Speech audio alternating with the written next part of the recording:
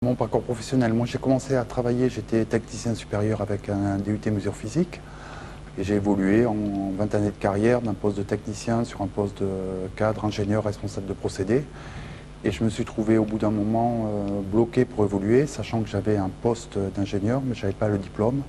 Et pour arriver à progresser d'un emploi, il faut faire correspondre les deux.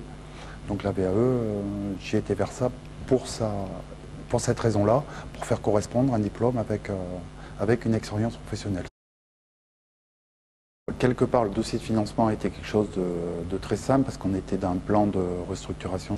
Donc c'est l'entreprise dans ce cadre-là qui m'a financé autant la partie salaire que la partie formation. Alors sur le plan personnel, j'ai pu retrouver un travail où maintenant dans le contexte, je me lève le matin, je vais au travail en étant très content.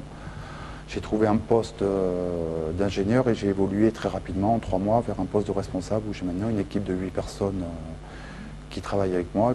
J'ai des projets personnels, plus de l'encadrement, donc c'est une évolution très très nette par rapport à mon parcours avant. Alors un ingénieur, c'est quelqu'un pour moi qui sait prendre un projet, être autonome, savoir juger des risques, savoir planifier sa charge de travail et qui est capable de venir dire quand ça ne va pas, de venir analyser la situation et de lever des signaux d'alarme quand il faut.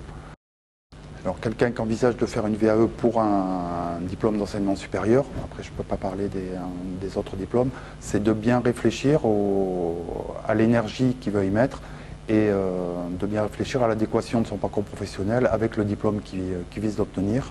Et c'est quand même très intéressant la première phase de réfléchir sur son parcours et de pouvoir faire un bilan, chose qu'on ne fait pas forcément souvent. Donc ça amène pas mal de richesse sur le parcours qu'on a eu, peut-être les erreurs qu'on a fait ou les évolutions qu'on a eues. Et ensuite de se remettre en question et de reprendre des bases théoriques qui vont permettre de fixer un peu toute l'expérience pratique qu'on a eue avant. Ça permet de concilier les deux et c'est très très enrichissant.